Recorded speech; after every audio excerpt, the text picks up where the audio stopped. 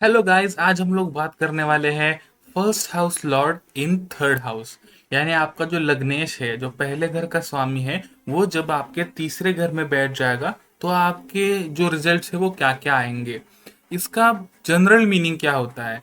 इसका मतलब ये हुआ कि आपका जो फर्स्ट हाउस है, आपका जो पूरा लाइफ का सीक्वेंस है, आपकी जो पूरी लाइफ का बेसिक्स है, वो जाके आपके थर्ड हाउस में जाके बैठ गया। हम आगे डिस्कस करेंगे कि थर्ड हाउस और क्या क्या रिप्रेजेंट करता है। लेकिन उससे पहले, अगर आप नए हैं और आपको नहीं पता है कि कौन सी राशि का जो स्वामी है वो क्या होता है, मेष राशि का स्वामी क्या होता है, वृषभ का क्या होता है, ये अगर आपको नहीं पता है तो इसका मैंने यहाँ पर आपके लिए इजी हो इसलिए कॉम्बिनेशन बना करके रखा है। आप अगर चाहे तो पॉज करके ये देख सकते हैं। अगर आप सीखना चाहते हैं ज्योतिष, तो मैं रेकमेंड करूंगा कि आप ये वीडियो पूरा देखें।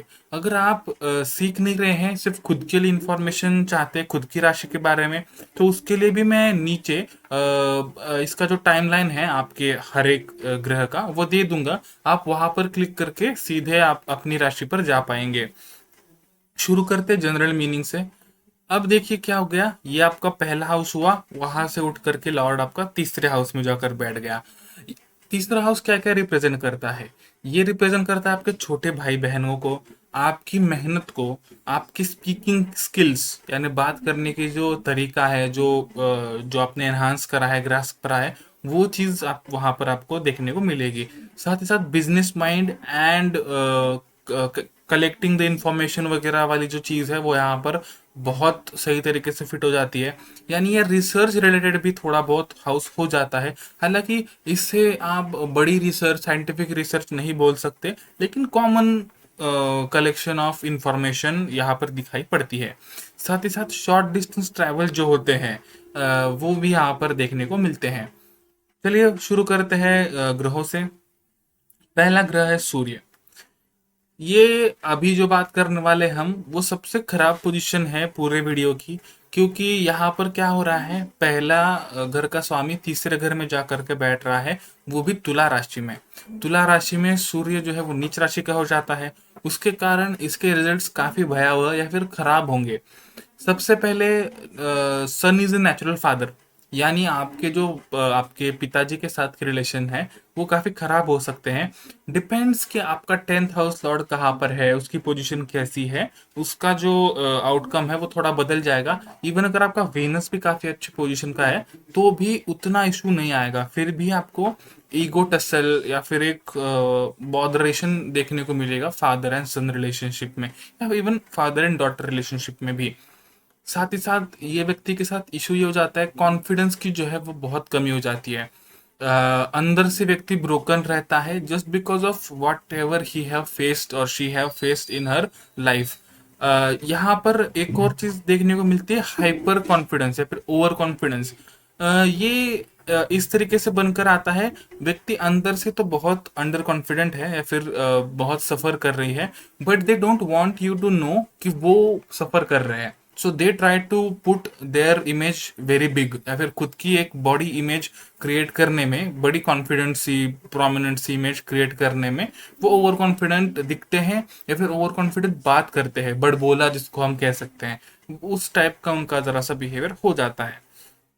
यहाँ पर जो लिटिल ब्रदर या फिर यंगर ब्रदर्स एंड सिस्टर्स वाला जो पूरा मामला है वो तो बर्न आउट हो जाएगा।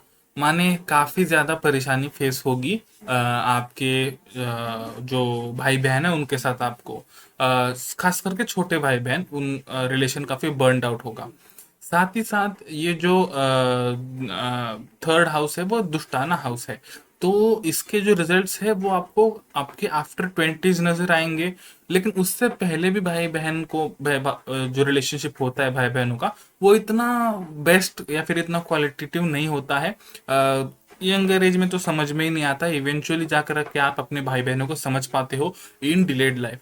तो यहाँ पर वो भी चांस आपको नहीं मिलेगा। ओवरऑल एक खराब रिलेशन यहाँ पर हो सकता है, या काफी सफर आप उस रिलेशन के कारण कर सकते हो। अब बात करते हैं मून की। यहाँ पर क्या हो जाता है, मून ऑलरेडी एक melanin planet, sorry feminine planet है। साथ ही साथ ये मदर का कारक है, और वो जाके बैठ रहा है कन्या राशि में। यानी यहाँ पर बहुत ज्यादा मैं कहूँगा एक इमोशनल रिलेशनशिप वो जहाँ मतलब एक मदर एंड चिल्ड्रन का जो रिलेशनशिप होता है, वैसा रिलेशनशिप आपको आपके भाई बहनों के साथ देखने को मिल सकता है। या फिर इसका एक और मतलब बनता है कि आपकी जो मदर है उसके साथ आपका रिलेशनशिप काफ़ी अच्छा है, like younger brothers and sisters वाला। ये बहुत बड़ी बात है, ये काफ़ी जॉली टाइप का, फिर काफ़ी अच्छा रिलेशनशिप बन जाएगा, काफ़ी स्ट्रांग बॉन्ड हो जाएगा अगर ऐसा आपके मदर के साथ होता है तो। यहाँ पर एक और चीज़ देखने को मिलती है कि मदर जो है वो किसी हीलिंग फैकल्टी में काम करती है, मे बी डॉक्टर है, मे बी नर्स है, लेकिन जो भी हीलिंग रिलेटेड मैटर्स है वहाँ पर उनका काफ़ी बढ़िया रोल है, या फिर हर career belongs to that part of ये। साथ ही साथ यहाँ पर व्यक्ति की जो बात करने की तरीका है वो काफ़ी स्मूथ हो जाता है, या फिर एक मैं कहूँगा एग्रेसिव नहीं होता है, बिल्कुल साफ एंड जो टोन डाउन तरीका होता है उस तरीके से वो व्यक्ति बात करती है, बिल्कुल जैसे मून की रोशनी होती है मंद, उसी तरीके का उनका बात करने का तरीका हो जाता है, सौम्य तरीके की बात, जिससे किसी को दुख ना पहुंचे, हार ना हो, ये काफी सोच समझकर बोला हुआ रहता है। अब बात करते हैं मर्क्यूरी के बारे में।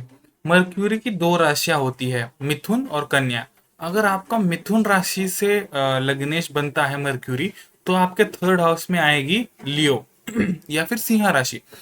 सिंह राशि जो है वो गवर्नमेंट, किंग्स, या फिर एक तरीके से पॉलिटिकल जो चीजें होती है वो दिखाती है।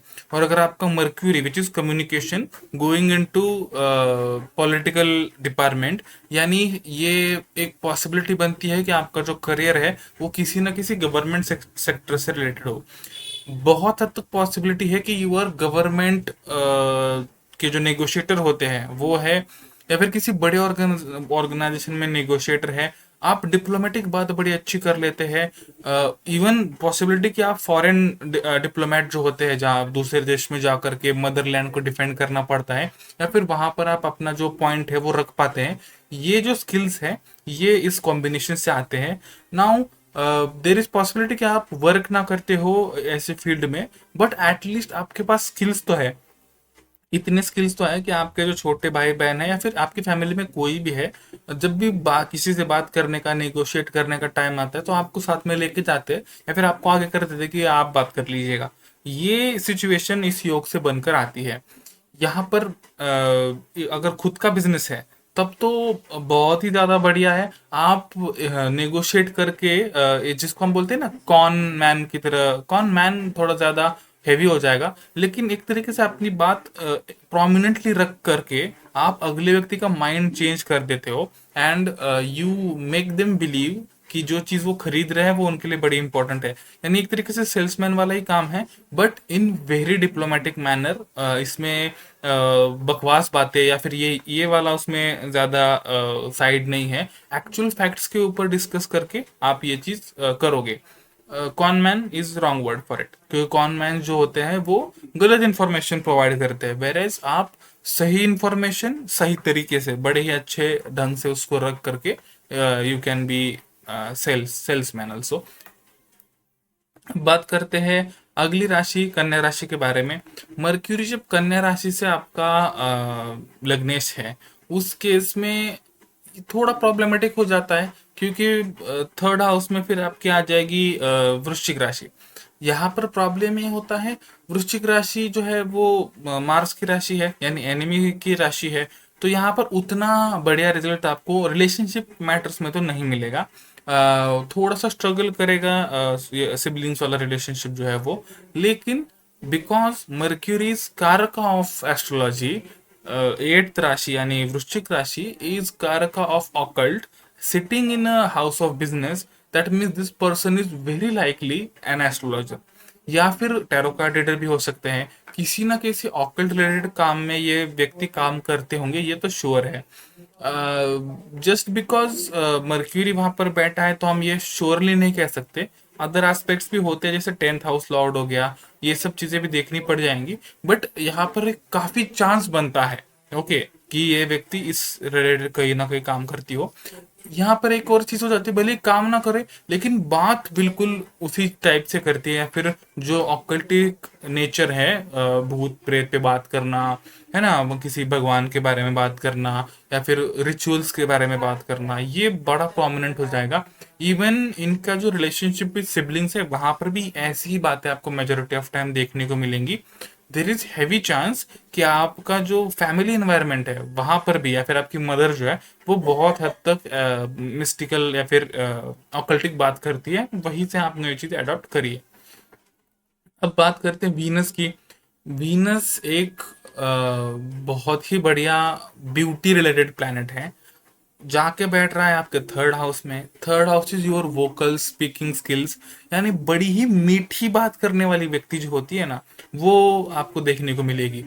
सिंगर हो सकती है, बड़ी अच्छी आवाज हो सकती है, लेकिन मीठी यानी थोड़ा सा यहाँ पर झूठ बोलने वाला एक साइन भी आ जाता है कि मीठी बात मतलब किस सेंस में, एक्चुअल में उनकी आवाज बड़ी अच्छी है, या फिर मीठी बात यानी बहला फुसलाने वाली बातें, ये भी पॉसिबल है। These people also can be good salesman, लेकिन यहाँ पर सिंगिंग वाला एक साइड आता है, वोकल्स वाला, या फिर to influence people, majority of people या फिर बल्क ऑफ पीपल। ये जो बात यहाँ पर आती है ना, ये बहुत सही है, क्योंकि Venus is beauty and third house is communication. यहाँ पर रिलेशनशिप स्ट्रगल करते हैं बिकॉज जो कैंसर साइन है वो एनिमी साइन है वीनस के लिए। यहाँ पर सिर्फ सिबलिंग रिलेशनशिप्स ही नहीं, बल्कि आपके जो नॉर्मल रिलेशनशिप्स है वहां पर भी प्रॉब्लम आएगी, बिकॉज व्यक्ति जो है वो डिल्यूजनल बन जाती है, या फिर फैंटेसाइज कर देती है रिलेशनशिप को, जो एक्चुअल में चीजें है ही नहीं, उसके ऊपर दे बिलीव कि दे एग्जिस्ट। इमोशनल चीजें मैं कह रहा हूँ, नॉट एक्चुअल चीजें, लेकिन जो इमोशनल बॉन्ड है उसको मिसजज कर लेती है व्यक्ति, ये तो श्योर है। तो आपको थोड़ा सा स्ट्रगल रिलेशनशिप्स में देखने को मिल सकता है। अब बात करते हैं वीनस की दूसरी राशि तुला राशि के बारे में। यहाँ पर जब तुला राशि से उठ करके वीनस धनु राशि में जाकर के बैठ जाएगा, ये भी एक एनिमी साइन है, लेकिन यहाँ पर रिजल्ट्स उतने खराब नहीं होंगे, बिकॉज जुपिटर जो है वो दूसरे ग्रहों के प्रति अपनी एनिमिटी इतनी स्ट्रांग नहीं रखता है। तो यहाँ पर आपको एक थोड़े बेटरमेंट ऑफ रिजल्ट्स देखने को मिलेगा। यहाँ पर क्या हो जाता है, relationships with younger siblings will be beautiful, बड़ा ही लविंग केयरिंग वाला रिलेशनशिप होगा। या फिर इसका एक और मतलब बनता है द पर्सन जिसके यंगर सिबलिंग्स बहुत ब्यूटीफुल है, ये भी यहाँ पर एक चीज बन करके आती है। हालांकि जो ओरिजिनल रिलेशनशिप्स है, क्योंकि रिलेशनशिप का कारक है वीनस, तो सिबलिंग वाला नहीं, लेकिन आपका जो स्पाउस वाला या फिर आपके बॉयफ्रेंड गर्लफ्रेंड वाला जो रिलेशनशिप है, वहां पर व्यक्ति को ब्यूटी से ज्यादा इंटेलेक्ट पर बिलीव होगा, या फिर दे विल बिलीव कि व्यक्ति इंटेलिजेंट होना चाहिए बिफोर ब्यूटी। ओके, ये एक चीज हो जाएगी। सेपियो सेक्सुअल जिसको हम बोलते हैं, the one who is attracted towards people who are smart. Okay, तो स्मार्ट पीपल की तरफ काफी ज्यादा अट्रैक्शन हो सकता है। एक और बात यहाँ पर देखने लायक होगी कि रिलेशनशिप विद सिबलिंग जो है उसको ये इम्प्रूव करने की कोशिश करेंगे, बहुत ज्यादा और ब्यूटीफुल कैसे हो सके इसका ही पूरा जो ट्रायल होगा वो आपको देखने को मिलेगा। अब बात करते हैं अगली राशि मेष राशि के बारे में, जिसका स्वामी है मंगल। यहाँ पर क्या हो जाता है, मंगल चला जाता है एक एनिमी साइन में, रिलेशनशिप स्ट्रगल करेगा with sibling, there will be problems. हो सकता है बहुत ज्यादा ब्रुटल ना हो, लेकिन there will be issues. Specifically कुछ अगर हेरिटेज से जमीन वगैरह आ रही है, उसमें तो आपको प्रॉब्लम देखने को मिल सकता है यहाँ पर, because Mars represents lands also. यहाँ पर व्यक्ति प्रोटेक्टिव हो जाती है अपने भाई बहनों को लेकर के, उनको बस कुछ कोई बोल दे, they will take immediate action. यहाँ पर एक और चीज हो जाती है, कम्युनिकेशन ऑफ द पर्सन जो है ना, वो सीधे बात नहीं हो पाती। मतलब कि इंट्रोवर्ट हो सकती है व्यक्ति, ये एक पॉसिबिलिटी बनती है, but they find other ways to communicate. तो पर्सन जो है वो लेख लिख रहा है कहीं पर, जर्नलिस्ट हो सकता है, may be sometimes aggressive diagram करने वाली व्यक्ति जो होती है, या फिर जिसको हम बोलते हैं पेंटिंग, लेकिन नॉर्मल पेंटिंग ना होकर के थोड़ी सी अग्रेसिव पेंटिंग वहां पर आपको देखने को मिल सकती है। जर्नलिस्ट एक बहुत बड़ा करियर ऑप्शन बन जाता है इन व्यक्तियों के लिए, क्योंकि जो बात बोली नहीं जा सकती या फिर बात करने में उनको आलस आता है। बट वही बात अगर लिखनी है या फिर किसी और तरीके से इवन फिजिकली भी किसी को समझानी है तो बड़े ही झटपट रिजल्ट्स आपको देखने को मिलेंगे। ये भी जो रिजल्ट्स है वो 20s के बाद एनहांस होंगे, बिकॉज उससे पहले जो सन हाउस इतना वर्केबल नहीं होता, उतना अच्छा वर्क नहीं करता। अब हम बात करते हैं मार्स की अगली राशि वृश्चिक राशि के बारे में। यहाँ पर जो मंगल है वो जाकर के बैठ रहा है आपके मकर राशि में। ये इस पूरे वीडियो का सबसे बेस्ट कॉम्बिनेशन है, क्योंकि यहाँ पर जो है मार्स एग्जाल्टेड हो जाता है, माने उच्च राशि का हो जाता है। यहाँ पर उसके रिजल्ट्स बहुत ही सही हो जाते हैं। ये व्यक्ति मल्टी बिजनेस पर्सन या फिर उसको एंटरप्रेन्योर बोलते हैं, उस टाइप का जेस्चर रखती होगी। थोड़ा सा सीक्रेसिव बिहेवियर हो सकता है व्यक्ति का, but heavily into business and बहुत ही अच्छा बिजनेस पर्सन, बहुत ही अच्छा मैनेजर, बहुत ही अच्छी जो मैनेजमेंट होगी इनकी बेस्ट होगी। इट विल मतलब it will smash everything else. Okay, इतना बढ़िया है। यहाँ पर एक ही इशू ये है कि एक तो दुष्टाना हाउस है, यानी थोड़ा सा डिले देखने को मिलता है हर चीज में ही। प्लस जो मकर राशि है वो भी थोड़ा सा डिलेड ही आपको रिस्पांस देती है। तो यहाँ पर व्यक्ति को जो है आफ्टर 30s उनके जो बेस्ट रिजल्ट्स है वो आएंगे, but that will be huge peak of their life and वो काफी अच्छे बिजनेसमैन बनेंगे। अगर आप जॉब में भी काम करते हैं तो भी हो सकता है कि आप लार्जर ऑर्गेनाइजेशन के लिए काम करें एंड बहुत ही बड़ी आपकी सैलरी या फिर इनकम जो है वो हो जाए। बट यहाँ पर मैं सजेस्ट करूंगा स्पेसिफिकली, अगर आप जॉब भी कर रहे हो तो भी depends on your 10th house position, लेकिन अगर वो अच्छी है, अच्छी राशि में बैठता है, तो आप आपकी जॉब स्किप करके बिजनेस की तरफ फोकस कर सकते हो। That will earn you very good. Relationship with sibling की अगर मैं बात करूं तो जो बेसिक नेचर ऑफ मार्स है, प्रोटेक्टिव नेचर या फिर छोटे भाई बहनों के लिए मेहनत करना, उनके लिए पॉजिटिव होना, ये बात यहाँ पर आपको बहुत ज़्यादा प्रोमिनेंट देखने को मिलेगी। यहाँ पर कर्जे से चलने वाला बिजनेस है वो भी आपको देखने को मिल सकता है।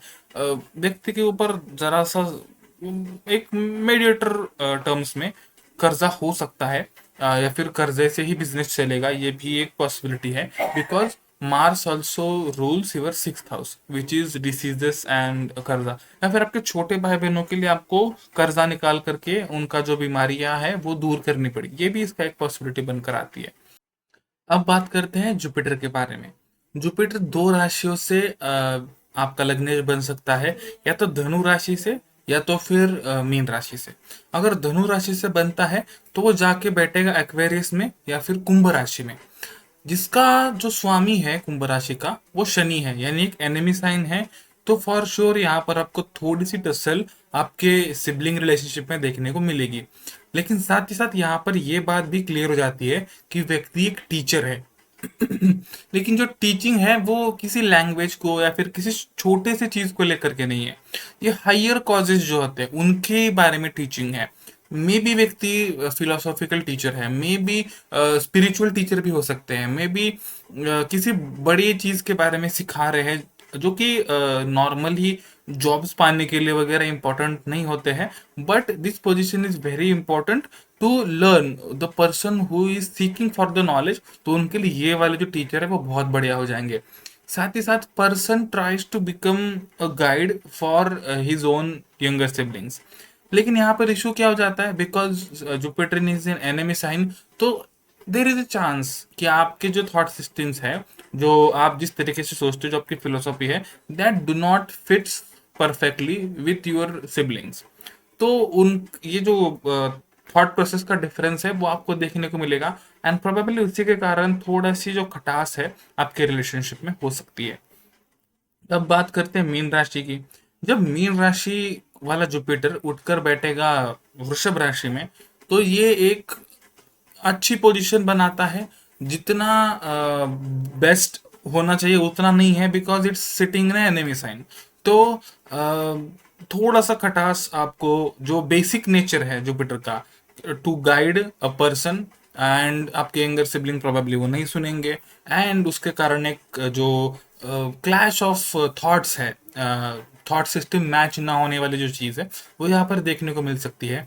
यहाँ पर फिलोसॉफी थोड़ी सी आउट ऑफ द बॉक्स चली जाती है, but person still can be a spiritual person, spiritual teacher also possibility है।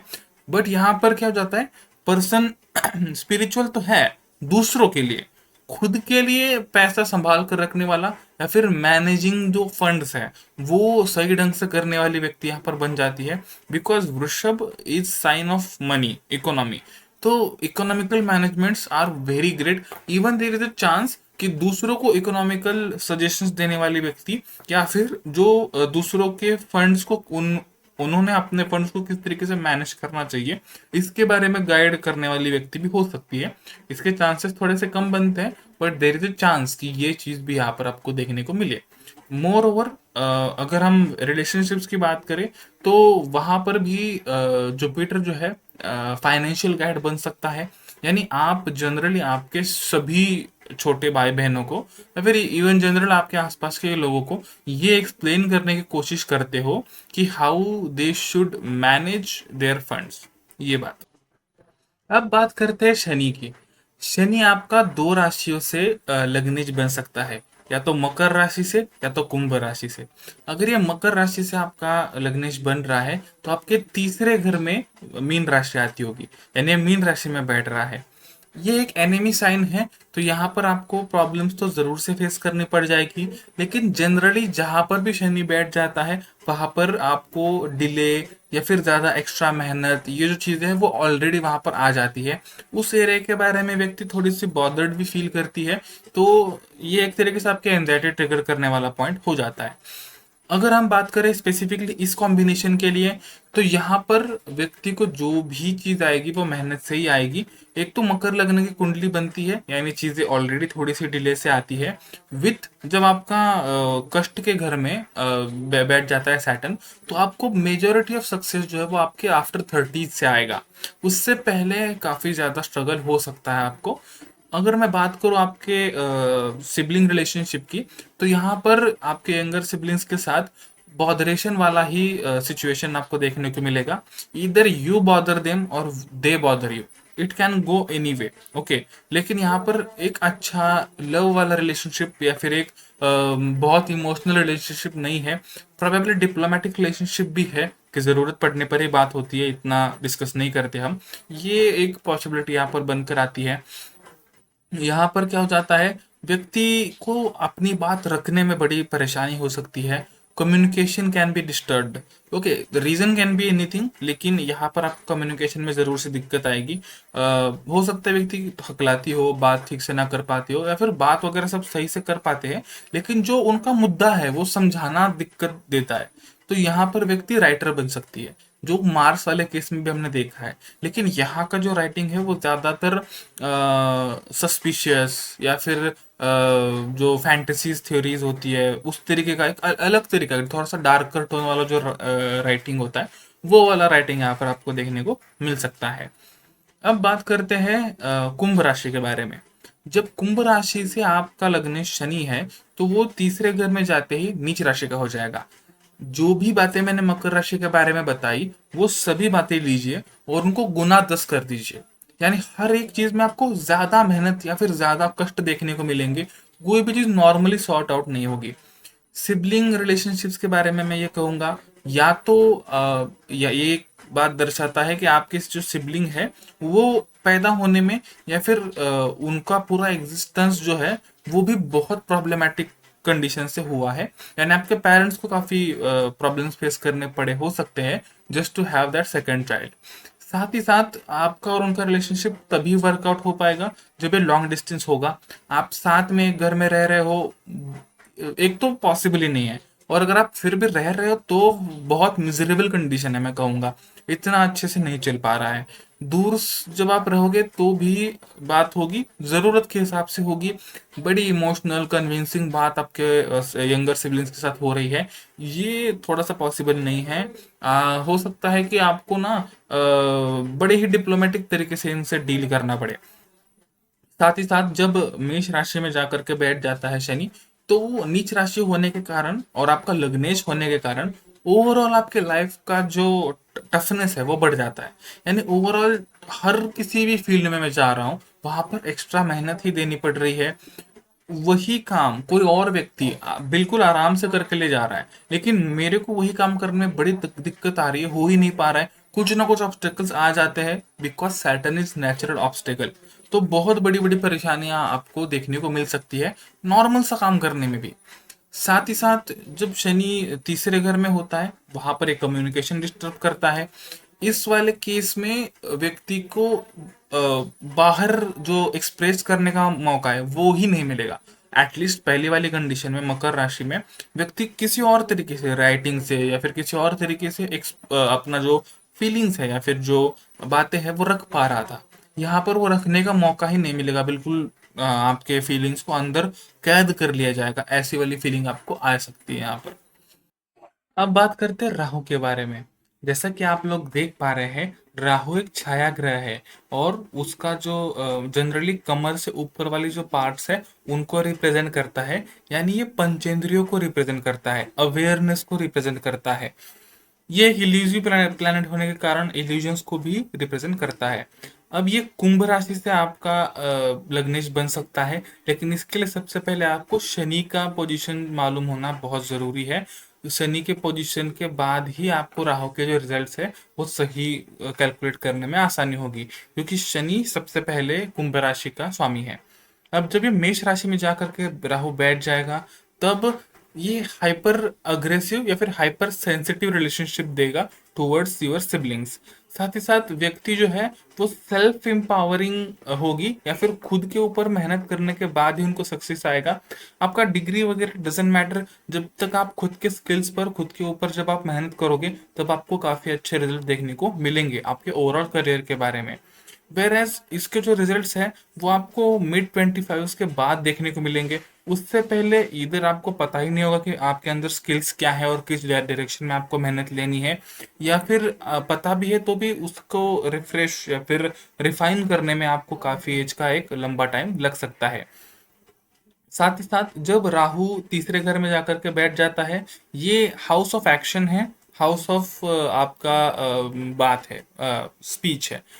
तो यहाँ पर हाइपर कम्युनिकेशंस हो सकते हैं, बहुत ज़्यादा व्यक्ति हो सकता है कि बात करे हाइपर लेवल का, क्योंकि राहु इज ब्लास्ट और something which is more visible, इस तरीके की वो बात होती है।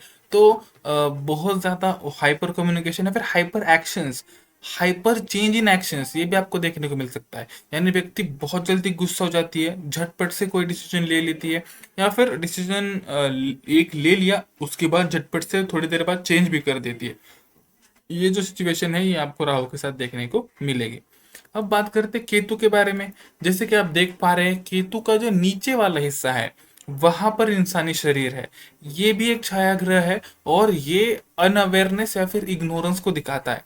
ये भी इल्यूजिव प्लैनेट है, तो majority of times it shows elusive things.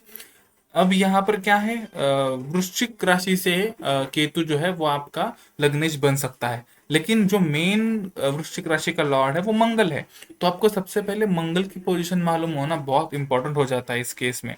अगर मंगल अच्छी पोजीशन में बैठा है तो केतु के जो रिजल्ट्स है वो और इन्हांस होंगे। अगर वो नहीं अच्छी पोजीशन में बैठा है तो आपको थोड़ा और स्ट्रगल करना पड़ सकता है। अब केतु जो भी दिक्कत है वो राहु से बहुत अपोजिट में होता है। यानी ये मेहनत के घर में अगर केतु बैठ रहा है तो बड़ा ही आलसी व्यक्ति होगा।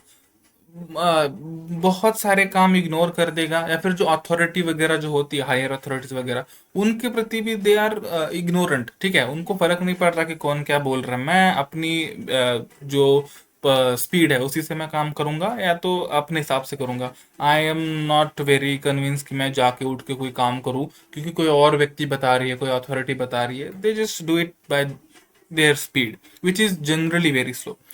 एक और बात केतु के साथ हो जाती है, आपके जो सिबलिंग्स है, यंगर सिबलिंग्स है, उनके साथ एक इल्यूसिव रिलेशनशिप बन जाता है, या फिर मिसअंडरस्टैंडिंग नहीं लेकिन मिसअंडरस्टैंडिंग उसको बोलेंगे।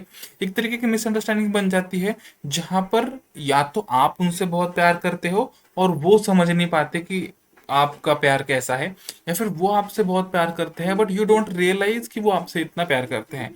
जनरली यहाँ पर व्यक्ति के अपाहिज होने की या फिर डिसेबल्ड होने के चांसेस भी बन जाते हैं यानी हो सकता है कि आपके जो यंगर सिबलिंग है उनमें कुछ फिजिकल इश्यूज वगैरह है, जिसके कारण आप भले ही उनसे बहुत प्यार करें बट उनको वो समझ में ही नहीं आता है, या फिर they are just not capable physically to take it from you. ऐसे कई बार इग्नोरेंस वाला है, यानी भले ही सब कुछ सही है but you just don't care much about them and that's it. ये काफी बार पोजीशन में हो सकता है इस।